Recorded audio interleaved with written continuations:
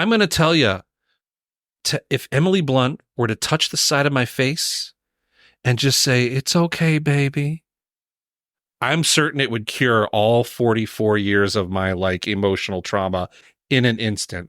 Remember when we first met John McClane? Argyle picked him up from the plane and took him down the Nakatomi Tower at the Christmas party. And the terrorists were overzealous, but it was sweet when they killed Ellis. And with a little help from Alan, John McClane kicked ass. Welcome back to Shat the Movies, the podcast where we answer the question, were the movies we loved when we were growing up really that good? Have you ever caught yourself thinking, why don't they make movies like they used to? Can you still remember spending your Friday night searching for the perfect movie rental at Blockbuster Video? Do you know what Blockbuster Video is? If you answered yes, then this is the podcast for you. I am one of your hosts, Gene Lyons, and alongside me is everyone's favorite true dick hound, the King Bee. I'm always frank and earnest with women. Each week, we take a look back in time to decide if our favorite films still hold up. The movies we cover are chosen by you, the listeners, who generously commission the films you love. If you'd like to see all the movies we have covered, will cover, or want to choose one for yourself, please visit shatpod.com and have a look. At the end of each podcast, we'll provide you, the audience, with a number of wipes each movie takes to get off your respective butts. So thank you so much for listening. If you have not already, hit that subscribe button and share with a friend. It's how we help the podcast grow. Additionally, subscribe to our sister podcast, Shat on TV. Review TV series such as Westworld, Taboo, American Gods, Game of Thrones, True Detective, Lovecraft Country, and Watchmen. Find all our information and past episodes at shatpod.com/TV. And finally, if you'd like to hang out with us live, follow and subscribe to our Twitch channel, shatpod.com/Twitch, and our YouTube channel where we play video games, host watch parties, and edit this podcast live. And if you aren't following us right now, you should, because coming up later this month, Big D and I will be doing Invictus live. Matt Damon. Now, you may have noticed that Ash and Big D are not with us tonight. We thought it would be nice to have a little intimate sit down in person, the King Bee and I, to go over a film that has been in our lives for what feels like 20 years. I may be one of America's great cinephiles. You know, back when I was a kid, I would say 16 to 20, movie theaters weren't necessarily my bag, but I was definitely a scourge of the video rental spots. My Christmas list was always VHS movies I wanted to own. First thing I did when I turned 18, I went to Hollywood Video. I got my own membership. I checked out The Postman with Kevin Costner, and I never brought it back. I needed that company to go entirely out of business because I was never going to pay them the late fees. But one of my favorite VHSs was The Long Kiss Goodnight.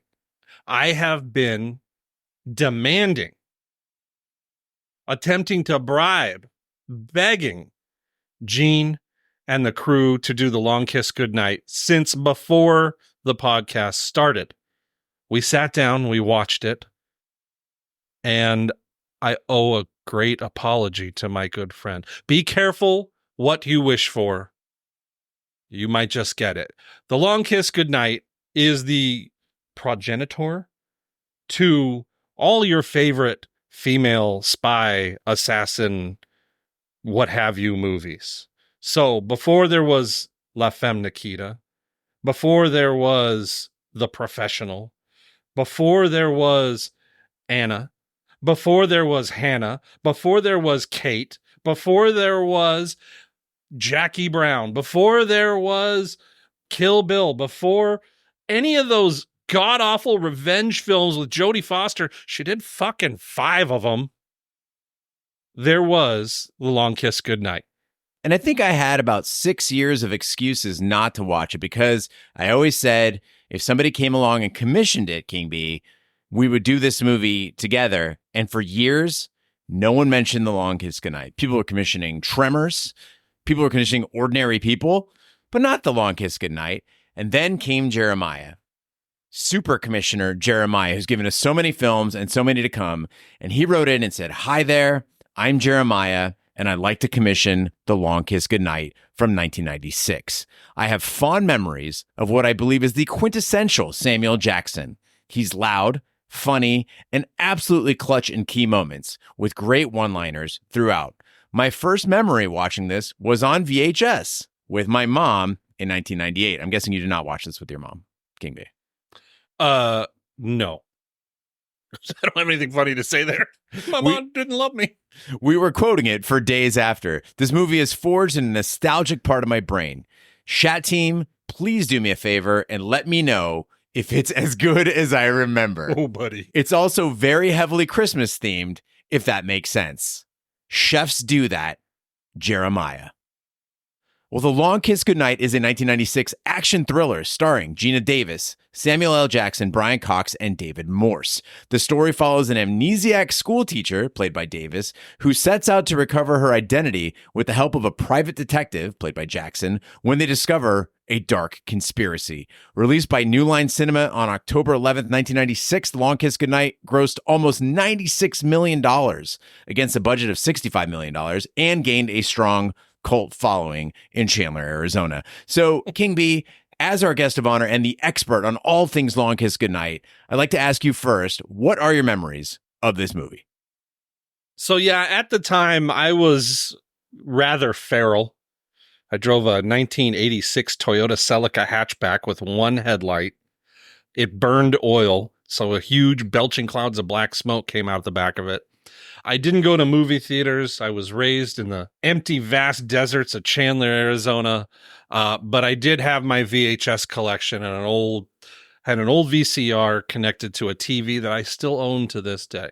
And I'm going to agree with Jeremiah here. He's absolutely right. This is a Sam Jackson vehicle. It is where you should first be introduced to him. It's where you will come to know and understand him for the rest of his career. He cements who he is in this film. However, this film is absolute dog food. And again, I owe a sincere apology to my good friend Gene here for harassing him for decades about The Long Kiss Goodnight. Well, similarly, I feel like I owe you an apology for not watching it for all this time. Obviously, did not want to disappoint you. This was my first time watching The Long Kiss Goodnight, as we mentioned. But you brought it up so many times, and we had so many opportunities to watch it. I honestly can say I think I avoided it because I thought that there was a romantic angle, which we'll get to. Not that I'm against interracial marriage or romance, as I am engaged in that currently, but I thought this was going to be a Samuel L. Jackson, Gina Davis getting sexy together, pulling off spy shit movie, and I just did not see how that could come together. What we got was something very, very different, and I'm really glad Jeremiah brought this to us. Let's hit the trailer. Hello, girls. Caitlin, come help me in the kitchen. Hurry up, because I forget where it is. That's her mom. She's got amnesia. What if you couldn't remember your real name, your first kiss, or your last goodbye? I don't remember. Honey, you have an ETA on that carrot? Stow it. And then suddenly, I used to do this. I'm a chef. Yo! without warning, Give me something else. Celery! Scallions! all your memories Name's Charlie. I'm coming back. came flooding back to you, Hey, Charlie. Long time. one bullet at a time. I got movement on Samantha Kane. You're kidding. I may have a lead on someone. May still have some of her stuff. This man is going to help me find some things out so we'll be safe. Your full name is Charlene Elizabeth Baltimore. This could be trouble. My name is Samantha Kane. No, forget all that. I'm in the PTA. Then quit! You're an assassin working for the United States government. We have 24 hours. We find her and we kill her. Run for your life!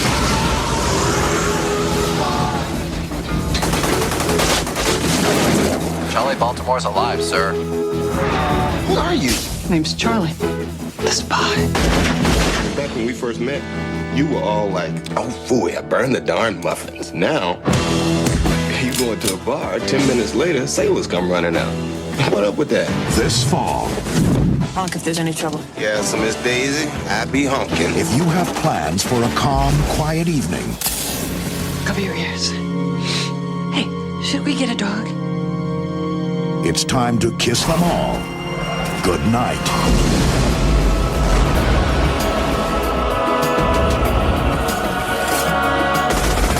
Gina Davis, Samuel L. Jackson, The Long Kiss Goodnight. directed by Rennie Harlan. Samantha Kane is a school teacher living with her boyfriend Hal and her daughter Caitlin. 8 years earlier, she was found washed ashore on a New Jersey beach, pregnant with Caitlin and totally amnesiac. Samantha has hired a number of private investigators to discover her past, the latest being Mitch Hennessy. During the Christmas holidays, Samantha hits her head in a car accident and finds she possesses skills with a knife that she cannot explain. Shortly thereafter, the family home is broken into by One-Eyed Jack, a convict who escaped from jail after seeing Samantha's face on television. Samantha kills Jack and leaves with Mitch to seek out answers. One of the big takeaways I got from this last viewing is that you can really tell that Hollywood and probably the country at large really knew absolutely fucking nothing about paramilitary firearms in the 90s. Mass shootings hadn't hit yet. This lack of knowledge is culturally, I think, apparent in why like real life cops were being outgunned by bank robbers back in the days. As you see in like the movie Heat, that's based on partially a true story where police officers were just pinned down. They were outgunned and they had to run to a local sporting goods store to buy weapons that could compete with the people that were gunning them down. This assassin, One-Eyed Jack, probably just known as Jack before, shows up to kill this amnesiac housewife. He's got a pump shotgun with a 40 millimeter grenade attachment. And he's got one of them twisty goblin knives with a finger hole that every assassin in this movie got to get one. They probably had them in a big bin at the production company.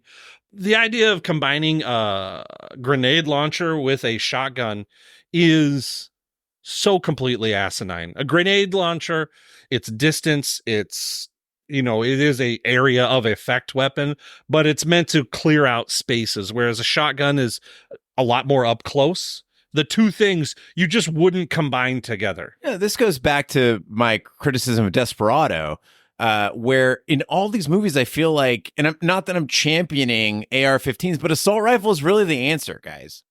AKs, ARs. If you're going to kill somebody, I hate to quote Jackie Brown here, but that's the weapon you go with. A combination shotgun grenade launcher, as we saw here, less effective than a knife. Here's the deal.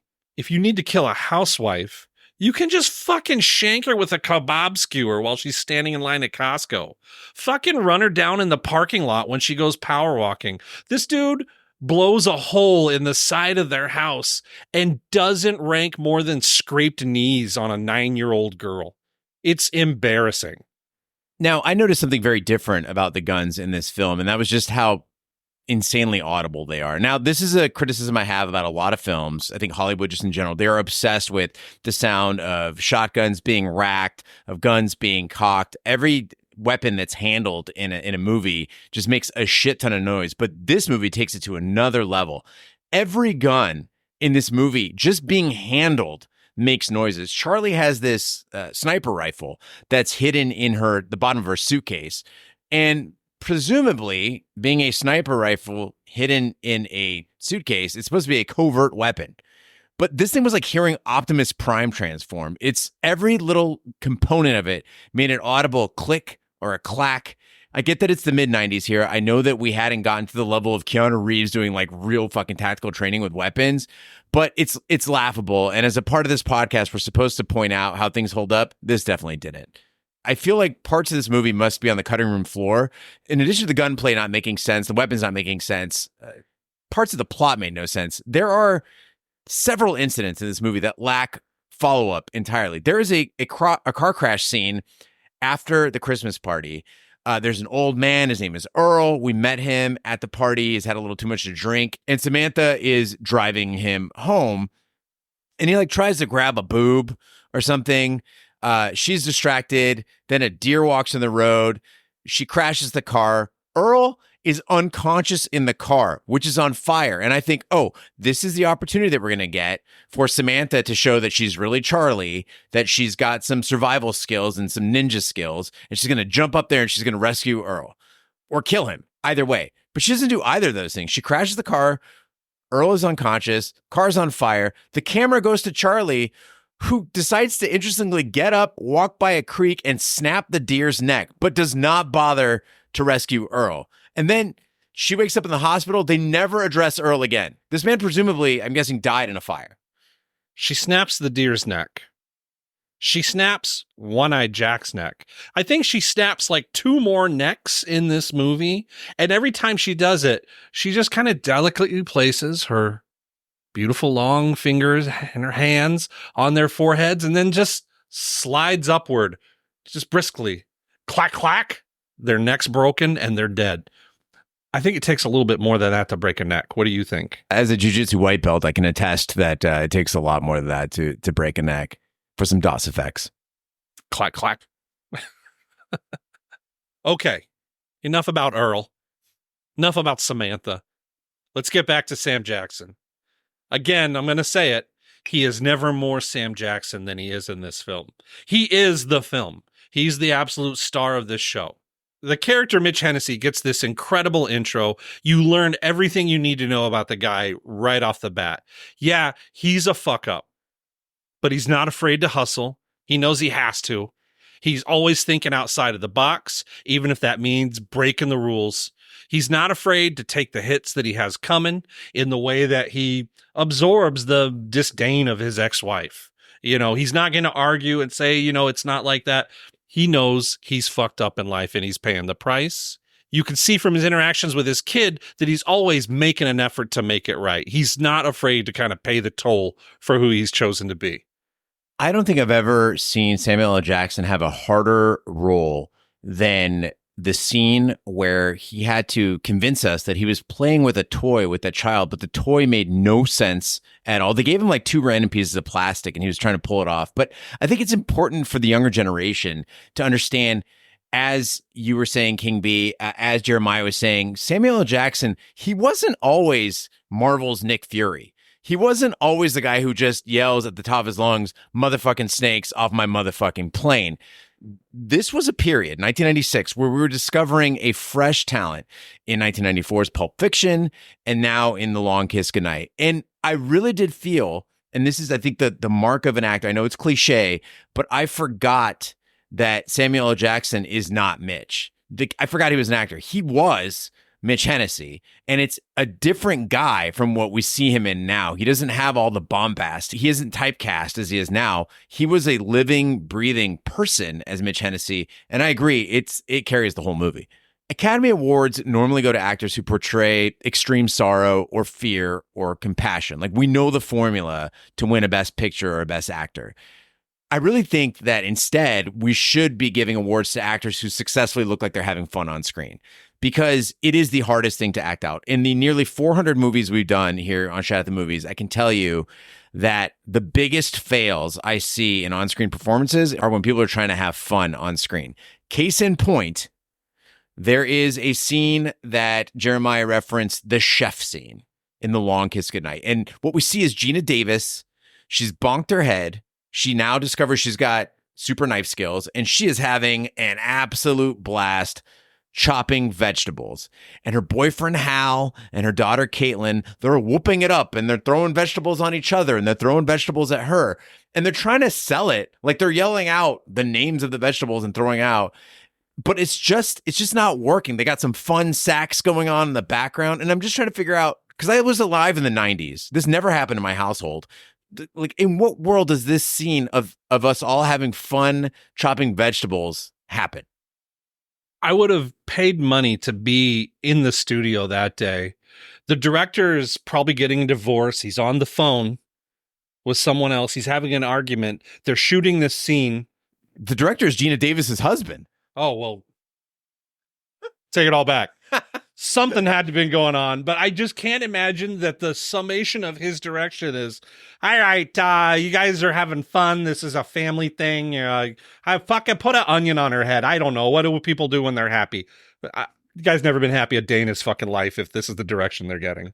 What do people do when they're happy? Fuck. What do you do? I just know it's going to end. I get sad immediately. I have the malaise. You got the malaise? It's the reason why I can't do ecstasy anymore, because once I get at my highest, I know that that's as high as I'm going to get, and I immediately get sad. When I'm at my happiness, I immediately go to, this is so much better. This would piss my enemies off so fucking much. It's that whole like Conan, what is best in life thing. Yeah. That's my happiness, when the people I fucking despise are miserable, or that my joy brings them misery. Well, Mitch tracks down a suitcase containing a note directing them to Dr. Nathan Waldman. En route to a meetup with Waldman, Samantha discovers the suitcase contains weapons she can expertly assemble. Samantha and Mitch are attacked by a team of agents but escape with Waldman's help. The doctor informs Samantha that she is really an expert CIA assassin, Charlie Baltimore, who had disappeared 8 years earlier. Unsure if they can trust Waldman, Samantha and Mitch leave him behind and seek another contact named on a note in the suitcase, Luke, believing he may be Charlie's fiance. I'm going to shift gears a little. I know we shit on this movie. I will continue to shit on this movie. Gene, I'm so sorry. But this scene is the best performance in the movie. Charlie, clack, clack, clack, clack, assembles that rifle. She looks in the mirror and she goes, ah. Mitch bursts into the room and he goes, hey, I heard you just go, boom. Blows a hole in the hotel. Cops don't show up. Cuts to him getting in the car. I'm out of here. Fuck this. Not doing it. She goes, no, you have to help me. You don't understand not knowing who you are. It's like a prison. Do you understand what that's like? And he screams. He stops immediately. He goes, yeah, I know what it's like. 4 years in a real shithole. And he just fucking unloads on her. And I'm not going back. And I so bought into this movie at that moment. The fucking intensity of this genuine, like, he wants to do the right thing, but he has to look out for himself, and he knows the cost of playing this game. I'm totally bought in. It's fucking fantastic. It cuts to them back in the car, and he just levels with her, and he tells her his story, and it seems so genuine and real, and this is a fully rounded, it's the best written character in the movie. And then we jump out of a fucking building. Yeah, until Mitch and Samantha were paired up in the car, I thought you were crazy for liking any part of this movie. I thought Jeremiah was crazy for liking any part of this movie. But then you see them together in the car. Their chemistry it's undeniably great. I think that these two work really well together as actors. But man, does that chemistry develop quickly. We go from, I found out a thing about your past. I'm that detective that you hired, that low-rate detective that you hired, that you had no faith in. And I found out this one thing about your past. And then Samantha, who's just been attacked by a guy with a shotgun 40-millimeter grenade launcher and broken his neck, left her family behind. And she's like, hey, road tripping jokes. We're having a good old time. Let's go. Yeah. Contrary to fantastical characters, we get an absolutely wasted opportunity with Brian Cox. Brian Cox is introduced in the same scene as a dog licking its own asshole. Classically trained Shakespearean actor. Later, the guy quips about guns being stashed with Mr. Willie, and he snarks that he's the Hill Brothers coffee bean buyer. This performance likely secures him for the job as the big bad in the Bourne Supremacy movies 20 years ago. And most recently, we've all trembled at his performance in Succession till he dies on a toilet in the last season. This guy really has highs and lows in his short time in this film. His role adds and subtracts nothing. I'm sorry, Gene. I'm sorry for this movie. This time I will accept the apology, because for a movie about assassins and spy stuff, this movie is really bad at assassins and spy stuff. We get Dr. Waldman. He's on the phone with Charlie. Okay, this is the first contact they've had in 8 years. And I say, okay, cool. This is where we get to the good stuff. He says, don't talk, because he wants to communicate with her, but doesn't want anyone around her to overhear the conversation, assuming she might be in a car with somebody, which she is. He immediately follows that up with, where are you? And then she tells him exactly where she is.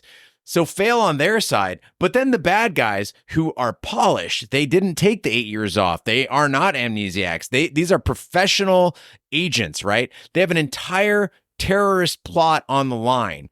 And what do? They go shoot up an entire train station. They kill like 20 people to try to kill one woman who doesn't remember who she is. And it really made me think of the whole fucking plot of the movie. The movie is about a false flag operation where they want to blow up a chemical bomb over Niagara Falls.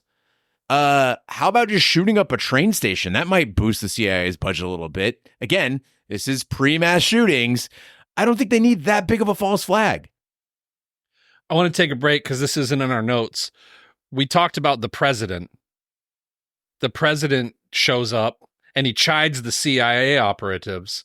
You dump this mess in my lap and then complain about your funding? Where's my funding? Can you say health care? Boy, the fucking pendulum really swung back on that one, huh? What a fucking culture shock moment. Again, we've lived through all this, right? This was about 30 years ago. I forgot that there was a time that the debate at the presidential level, at the congressional level was, shouldn't we tone down the CIA and covert operations, maybe military applications, and put more money into healthcare? That was the prevalent thought at the time. Wow. God, we're so fucked. Waldman catches up and reveals Luke is actually Charlie's last assassination target, Daedalus. Luke kills Dr. Waldman and tortures Samantha until her real identity fully resurfaces. Samantha frees herself, kills Luke, and escapes with Mitch. She then completes her physical transformation back to Charlie, cutting her hair and dyeing it platinum blonde. Meanwhile, a psychological operations specialist named Timothy, with whom Charlie once had a romantic relationship, kidnaps Caitlin. So let's talk about our bad guys. I did a little research. Craig Bierko is a familiar face, and he's Timothy. He's introduced with his tagline for this film, I can tell when someone's lying to me. He gets to deliver it like 4 times more than he ought to in this film. He's handsome, but he's forgettable. He's got this really interesting like vocal diction that's going to be out of place in any movie. In any genre. He's had a not bad career, more movies than I've been in. The guy's dating history, the guy's a fucking hound. Topping the charts with Charlize Theron. They dated for a while, and that was like 90s Charlize Theron. I mean, she's a smoke show now, but anyway, and the rest of his list is just blonde bombshell after blonde bombshell. This guy was a killer, but his role in this is just weird and out of place. Like, what movie is this guy? I mean, he's in this movie, if we're being honest, but he wouldn't be in another spy or assassin movie. And he works opposite of David Morse, the guy that plays Luke or Daedalus. Timothy's just Timothy, but this guy gets a code name. Icarus flew too close to the sun. Daedalus was the one who made the wings. Figure that one out. Anyway, he's decidedly the more professional and interesting terrorist. He's got a more realistic delivery. He could have done this role in a different movie and it would have worked great. He's another super consistent supporting actor. He's got tons of credits. You remember him as Brutal from The Green Mile. Mm-hmm. Tom Hanks is number 2. That was probably the high point of his career. Their personalities couldn't be more different. They don't belong in the same film. Yeah, it was a really jarring transition between these two villains, and I was really excited when I saw David Morse. Like you, I recognize him from a ton of movies, and he wasn't bad in this, but I got to go the other way on this one. Craig Bierko, he really got my attention. His initial scene, I agree, as like insane torturer guy who just stabs a dude for no reason, even though he knows the dude's telling him the truth.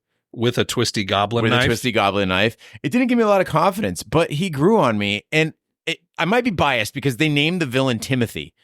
Like, talk about, maybe that's his code name. Maybe his name's not actually Timothy. Timothy. But I like a weird villain. I like his panache a little bit. It really worked for me. Fair enough. In this silly movie, he fits. In another spy movie, it's Daedalus all the way. I'd love to see a remake of this film, a modern day remake of Long Kiss Goodnight. I just thought of something else here. You were talking about, stabbing a housewife at Costco. He's right next to her at that bar at the train station. They're having a conversation. He buys her a beer, figures out it's her. She's alone. Instead of stabbing her right then and there, it's not like they were trying to be sneaky about it, because then they sent in gunmen. He just walks away. Well, the whole goal is to find out what she knows and what she remembers, and he determines right there she remembers nothing. Roll credits. Poison the beer. She's drinking a beer a man bought her. We should have been spies. Shit. Okay. So I want to talk about this. Gina Davis wearing that beat up nightie, tied up on the wheel above she's ready to be tortured. This is some like weird, this is pre-bondage stuff. This is a Tori Amos video. There were some dudes getting their first boners to Gina Davis. I want to talk about, is this sexy? I'm going to say some things, and the female fans are going to get pissed. Gina Davis was 40 years old when she made this film. And while she was 100% definitely America's sweetheart material, I don't know if she was ever a sex symbol. Gene and I discussed during the screening who would play this character today. The result is a totally different vibe. Just to compare, I scrolled through a bunch of actresses that are 40 years old today, and the most suitable replacement in a remake of this film, the first one that came to me, 39 years old, Emily Blunt. I'm going to out myself here as a podcast host and say I don't know which one is Emily Blunt. Emily Blunt is in Looper. She's in A Quiet Place. Oh, yeah. She's in a bunch of stuff. Oh, she'd be great. She is fucking sexy. I'm going to tell you, and this is just a weird thing. I just saw her in the Fall Guy movie. Fantastic film. She's so much fun. Her and Ryan Gosling are fantastic together. She plays a struggling single mother in Looper. She plays eventually a single mother in The Quiet Place. Spoiler alert. I'm going to tell you, if Emily Blunt were to touch the side of my face and just say, "It's okay, baby," I'm certain it would cure all 44 years of my emotional trauma in an instant. That woman is beyond sexy. Gina Davis is great, but God, we've gotten so good at making good-looking, desirable women on this planet that the fucking 90s have nothing on us. Nothing. Now, they do acknowledge in this film that she's lost a step, that she's a bit frumpy. I think Brian Cox calls that out. But I kept asking myself, like you, King B, why I thought Gina Davis was hot in A League of Their Own, but borderline horrifying in Long Kiss Goodnight. Now, in League of Their Own, and I think I'm on record on our review of it saying how incredible she looks, because she's big. I mean, this is a 6 foot tall woman, and you know how I like a tall woman. But these two movies, League of Their Own and Long Kiss Goodnight, 4 years apart. Okay, League of Their Own, 1992, Long Kiss Goodnight, 1996. And you might be wondering, what happened during those years? Would something have happened that perhaps aged her? And yeah, that was basically the beginning of the end for her career. She made a few box office bombs during that time, including the biggest box office bomb at that time, which was Cutthroat Island. That movie lost $147 million. Have you guys reviewed that film? We have not. And I really want to now. I really, really want to now, because it's also got Matthew Modine in it. So she did that one. And then her husband, who directed this, he also did Die Hard 2, was like, we're going to turn you into an action star. Now, why you would turn a woman into an action star in her 40s, why would turn anybody into an action star in their 40s, really doesn't make a lot of sense to me. You'd usually want to go the other way in your career. But that was the idea here. Cutthroat Island didn't work out so much. This one did make money, but you could see that they were trying, I think, to go away from the glamour part of Gina Davis and into the more, I guess, action-oriented side. But then at the same time, why do they hypersexualize this character? But you've got Demi Moore doing action roles. You've got Sigourney Weaver doing action roles. There are older movie roles for women doing action stuff. I understand that she's lost a step is the whole point. What sex symbol? I don't see it. Yeah, I think the important thing to note here too, dear listener, is not that we're criticizing and saying you can't be 40 years old and be a sex symbol, nor are we saying that Gina Davis is not a good-looking woman, but rather they decided to introduce a specific dimension to this character, which is sexuality, right? Charlie is supposed to be a sexual character, And yet they cast it with a 40-year-old Gina Davis who does not really look up to the part. Now she's Charlie. We cut to a hotel room after they escape the wheel. She's cutting her hair in the sink and bleaching it blonde. She's drinking tequila shots all fucking weird, rolling the shotgun across her face. She's talking really dirty. She's trying to show Mitch how grizzled and tough, and she's a badass. And maybe she's earned it. She did rescue a naked Mitch Hennessy from a freezing cold basement floor. It's just so cringy. And I feel like she's trying to show like that she's in charge and she's on top and she doesn't need anyone looking out for her. Mitch Hennessy, he's firing back with that classic line about taking a girl's virginity. He goes, no, I usually yell, "Pop goes the weasel," and sock him in the jaw, which I know is horrible, but I don't think he's trying to be horrible. He's trying to show her that, hey, you can put on this act, but it doesn't work on a regular schmo like me. Like, I'm not buying it. That's how he levels the playing field with her. He's an anchor. He's an emotional anchor, and he refuses to let her just fly off the handle and abandon who he knows she wants to be. Now, the scene the King Bee is referencing is when Charlie comes on to Mitch. She wants to bury Samantha, and to do so, she feels like she needs to, fuck somebody. She references a guy biting a girl on the ear. Yeah. To distract her from the pain of taking her virginity. Did you ever do that? And his response is, "Nah, I usually sock her in the jaw and yell, 'Pop goes the weasel.'" Now, this is why Mitch works so well, though. I think anybody who is familiar with feminism, who is familiar with punching down, who is familiar with the dynamic of a true ally knows that Mitch works because he is an ally in a feminist film without being and now I'm going to piss some people off, but a simp, right? He gets that Charlie is hot. He gets that she could kill him. He is acknowledging that she is superior to him in pretty much every way. He even says flat out, "I'll be waiting for you to rescue me." He's acknowledging his place in the world and her place in the world, but he is still not going to stop being himself. This is a true character. And he knows that saying, "I usually yell, 'Pop goes the weasel,' and sock him in the jaw" is being delivered to a woman who is more brutal and more cynical than he is. It's okay to say he's operating in her world. She's given him that permission structure. And I think that if anything, it proves what a fantastic ally he is and how much he's willing to swim in her waters. In a filmmaking sense, how do you only write 1/3 of a movie well? How does that happen? Everything he does is great. Yeah. Everyone else is so fucking just put on. I think there's two ways you look at that. So one way you look at it is that Samuel L. Jackson is taking the same material as everybody else, but is making it real good.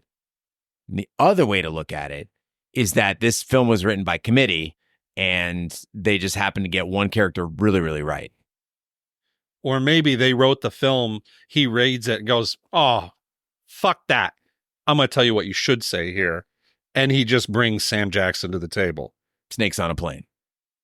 Well, Charlie and Mitch learn about Daedalus's involvement in Project Honeymoon, a false flag chemical bomb detonation in Niagara Falls planned by the CIA. Charlie realizes that Timothy and a new group is planning to restage the attack, led by CIA Director Leyland Perkins. While trying to rescue Caitlin, Mitch and Charlie are captured. She tells Timothy that he is Caitlin's biological father, but Timothy is ultimately unmoved, locking Charlie and Caitlin in a freezer to kill them. Now, if this sounds like a James Bond movie, you're right. I felt like Scotty Evil watching this movie. I understand Daedalus tortured Samantha to find out how much she knew. Okay, I get that part. Torture necessary. Not actually really not necessary, right? He could have offed her and it would have been fine. But he made a case in the script saying, "We were going to have you killed, but then I had to know how much you knew. Now I know that by torturing you." Once they've established how much she knows, why is anyone bothering to capture her? And so I found myself asking, why not just shoot her? You got her surrounded, put a bullet in her head. Why not just kill Mitch? That's the other big question. They kill Brian Cox. They leave Samuel L. Jackson alive. Maybe The only weaponry they had were butter knives with 40 millimeter grenade launchers attached to them. And they knew there was just no way to use it safely. Well, butter knives with 40 millimeter grenade launchers attached to them, and also an industrial freezer. And that's the other part I don't get. So he decides he's going to kill her. Timothy does, right? I'm going to kill you. I'm going to kill my own daughter. But I'm not going to do it with a gun, of which we have many. I'm not going to do it with a knife, which I have one goblin. I am going to put you in a freezer and then wait for you to freeze to death. And just leave the freezer. Just leave the freezer. Just leave. It is overwrought. They acquire themselves a Middle Eastern corpse in a car. This is all being done so that the CIA can create this fabricated tale. Just create the tale. Yeah. Maybe I get drop a bomb, but you could throw some TNT. You're the one investigating it. You send a guy out. It's one of your guys. He comes back and he goes, oh yeah, chemical bomb. There was Middle Easterners in a car. We recovered a corpse, yada, yada, yada. It's all been disposed of. There's zero fucking trail. No, they got to pay 30 dudes, all those guards. They got to pay a huge staff. The fucking truck, there's a receipt. They bought the truck. They bought the car. They got rentals involved. Huge paper. Just fucking fake it. And a message to all you conspiracy theorists out there.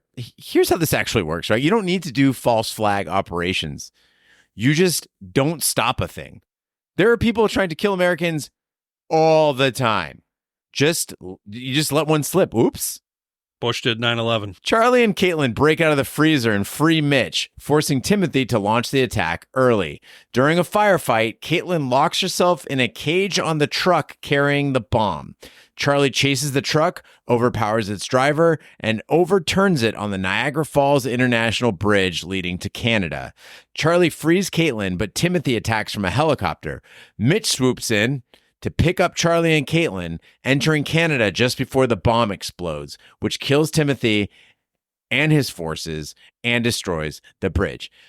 King B, you alluded to it earlier about gunshots and cops just not showing up, 40 millimeter grenade launchers and cops just letting people go. There is a full-on terrorist incident, helicopters, explosion on the U.S.-Canada border, and you do not see a single Canadian cop. There are cars speeding through the small town where Samantha lives. They are exchanging automatic fire. They're going out on the lake. There's zero police reaction.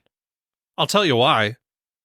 The black guy wasn't there. That's right. But Samantha is leaving a trail of bodies. And if you are any sort of a law enforcement agency, that's your first question is everywhere this woman goes, whether it's driving a car down a road, you got deer bodies, you got Earl's body, you got the dead guy in her kitchen, you've got people dropping left and right around her at the train station. And at no point does law enforcement say, hey, we got a few questions. I think it's also important to note that the entirety of this film takes place in like 48 hours time. Yes. That's a huge loss of life in a very localized area. And no one's been mobilized. Those who have been mobilized are on the take. They complain about all the funding going to healthcare. If this is how you're spending the money, that's a lot of hush money. Yeah, you should be cut the fuck off. That is shameful. All that money, and you still can't fucking kill Mitch Hennessy. Stripped naked, frozen in a freezer, pushed out of a car, beaten, stabbed, shot, jumped out a fucking 3-story window, exploded out of a window, through a hotel sign, fallen out of a tree, takes a beating from everyone in this movie every which way you can for 48 full hours, and still absolutely saves the day. Sits up slowly in that car, blood pouring out of his mouth, busts out of the back of that diesel semi-trailer. That scene is burned in my mind. The guitar riff. You can't kill me, motherfuckers. He blasts across the bridge, saves the kids, and drives away as the bridge explodes, the back end lifted up by the explosion. Little Caitlin screaming, "Don't hit the cars," as they rain down in front of him. Just looks at her side-eyed. That's fucking bitch. This is like an 8-year-old. I'm telling you, the closing line, "I'm always frank and earnest with women. In New York, I'm frank, and in Chicago, I'm earnest." He's one of the best characters in the shittiest movies ever. You can't beat Mitch Hennessy. Now, there's a point here that you and I differed on during the screening of this film. At the end of the film, we see that Charlie is now living in Canada, I believe. She's on this rural, like, sheep farm. Caitlin's there. And I gasped when I saw the man with her was Hal. Hal, who she left behind. Hal, who said he would be there for her, but was utterly disconnected from the reality of who Charlie is. Hal's with Samantha, not Charlie. And I cannot believe that Mitch survived all of that. The beating, the stabbing, the shooting, the getting blown out of a window, falling out of a tree. Did all of that and didn't get the girl. Seems like an injustice. Coming from a place of spite, if you can show your shitty fucking ex that you got the Congressional Medal of Honor when she thinks you're just a broke down nothing, that's better than any sex you're ever going to have. Petty revenge. I like that they are not together. Brianna Tarth never should have loved Jaime Lannister and vice versa. Facts. The respect they had for each other as equals made it a good story. The love affair between them cheapened it and turned it to a fucking tawdry sex tale. With those two, I'll even go with just unrequited love. Why not make Mitch die then? Doesn't that make it a better story?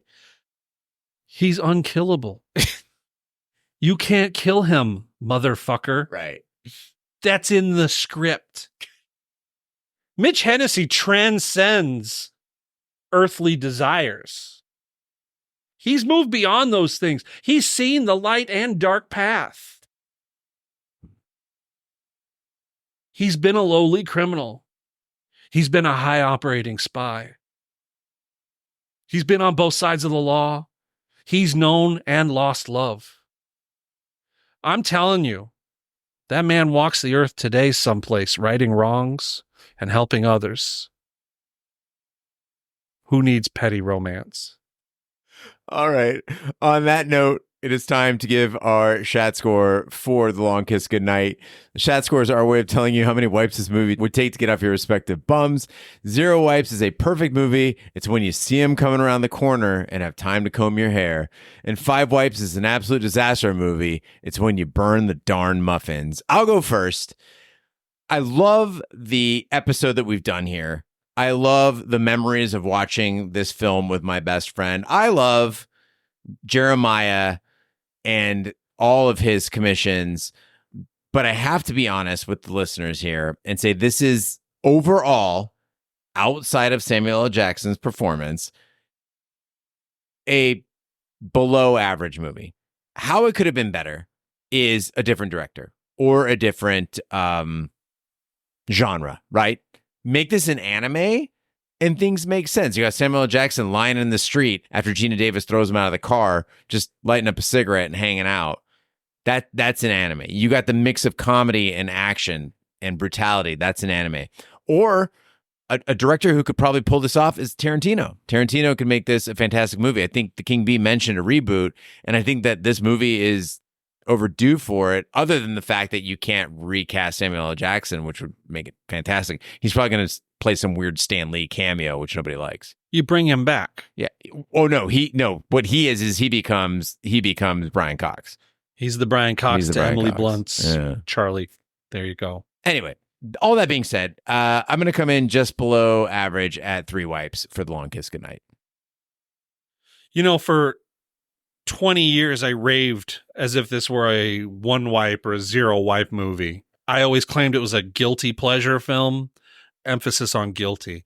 I will say, I read an article a while back that post Pulp Fiction, studios everywhere were looking for the next Pulp Fiction.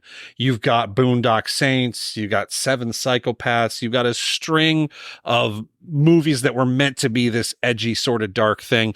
I think that this is one of those movies, these attempts to recapture the ultra violent, ultra snark of Pulp Fiction. I'm sorry, this movie, there's gold in it, but it is an absolute slog. I was so ashamed sitting next to Gene watching it. All the good should have been saved for a better movie. And again, I apologize. I'm embarrassed I've recommended this movie for as long as I have. It's fucking corny. It is a 3 wiper at best. Well, this one's definitely going to raise some eyebrows because with 3 wipes, that puts The Long Kiss Goodnight in the 272 slot out of the nearly 400 movies we've done. It is slightly worse than Teenage Mutant Ninja Turtles, Flatliners, Needful Things, So I Married an Axe Murderer, Blue Velvet, and Philadelphia Experiment 2. It is slightly better than Armageddon, The Last Boy Scout, Escape from New York, Spies Like Us, Strange Days, Vision Quest, 16 Candles, Of Mice and Men, and Pauly Shore's In the Army Now.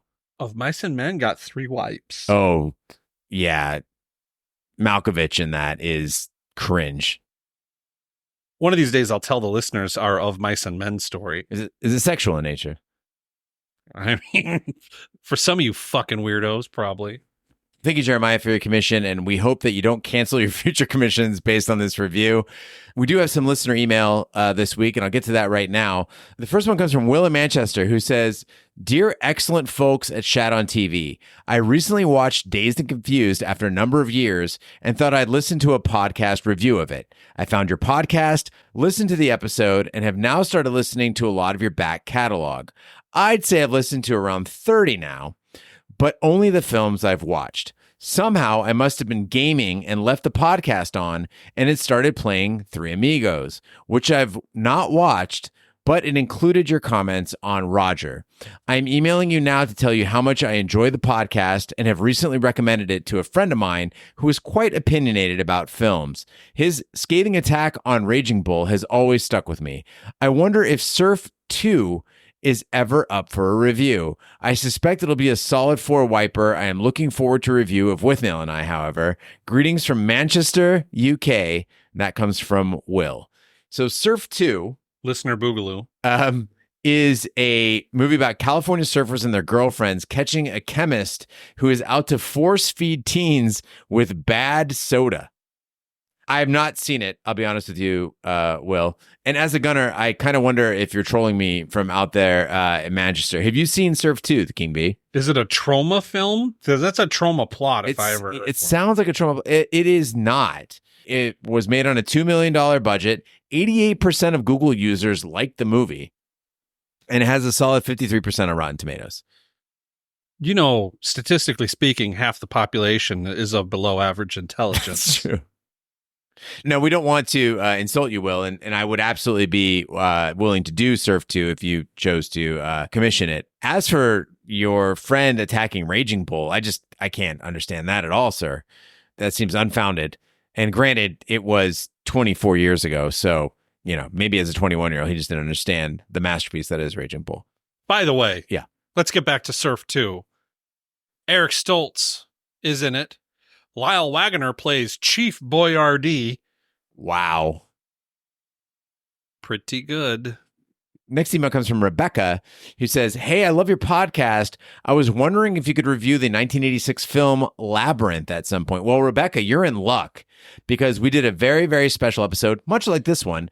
Carrie Gross, Roger Roper, and I actually went to Labyrinth in person and watched it. And that episode exists right now. You can catch it on Shat the Movies. I was there in the theater with them. I'll give you a quick version right now. It's pretty good. All right. Thanks, Rebecca, for your email. And again, if anybody else would like to write in, you can write us at host@shatpod.com. Also, if you go to shatpod.com and use the SpeakPipe feature, you can leave voicemail for us and it might get played on this podcast. I'm so lonely on Discord. Please ask me questions about movies. Yeah, if you'd like to join that's a very good point, King B. If you'd like to join our Discord, just go to shatpod.com/Discord or email us at host@shatpod.com. I know some people need a little help getting set up there, and we can do that for you. Next week, California surfers and their girlfriends catch a chemist out to force feed teens with bad buzz cola. yeah. Their girlfriends don't have any hobbies or interests at all. They're simply surfers' girlfriends. Coming up next week, we're going back to the 70s for a commission for Eric C. You will be glad that King B is not going to be on this episode because he hates this movie. It is a comedic send-up of the grim circumstances of the Middle Ages as told through the story of King Arthur and framed by a modern-day murder investigation. Thank you, Eric, for your upcoming commission. Thank you, Jeremiah, for commissioning The Long Kiss Goodnight. Thank you to all the commissioners who make this podcast possible.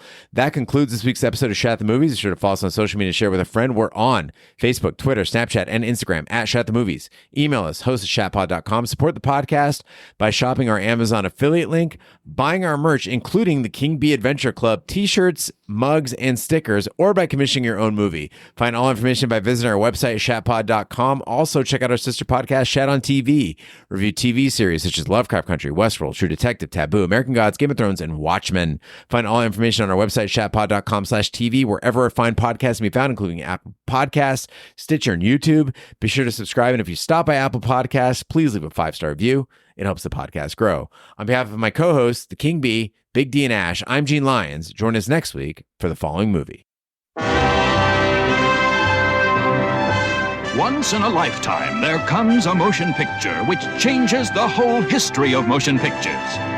A picture so stunning in its effect, so vast in its impact, that it profoundly affects the lives of all who see it. One such film is... Very good, thank you. Yes, thank you. Next, please.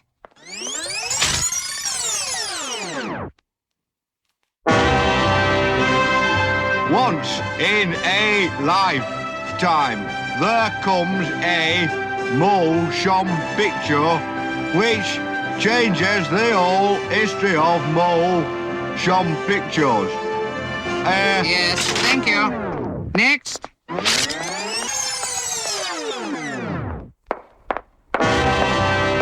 Once in a lifetime! Go away. What? Next. What's wrong with my voice? My voice is all right, my brain is wrong. 有时候，有一部电影可以把整个电影的历史起了改变。 That's more like it. 库鲁萨瓦的《Seven Samurai》就是这样的一部电影，还有《Ivan the Terrible》，其余的都是平常的电影，像《Herbie Rides Again》、《La Notte》和《Monty Python and the Holy Grail》。Monty Python and the Holy Grail 有许多滑稽的。If you do not open this door, we shall take this castle by force.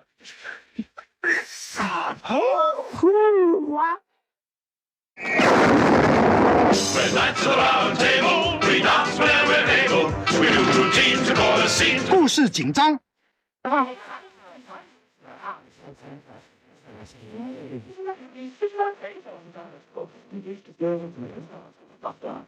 One day, lad, all this will be yours. What, the curtain? 还有一些不花许多钱的危险张面。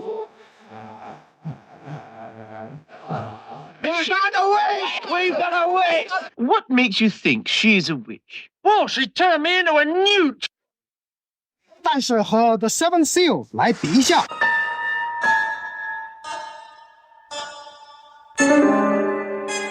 这部电影就非常幼稚。所以，如果您是一个知识界记的小家伙，您也喜欢傻笑什么事，也不能更糟。Monty Python and the Holy Grail 看完了，来这里吃便饭。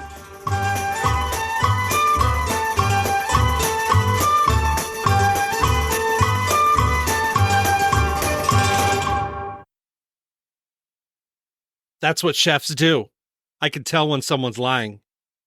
Darn, I burned the muffins. Oh, phooey, I burned the darn muffins. Carl Yastrzemski with sideburns. I've never enjoyed a pickle. Oh, I call those divorce kayaks, and I don't have them. They're terrible.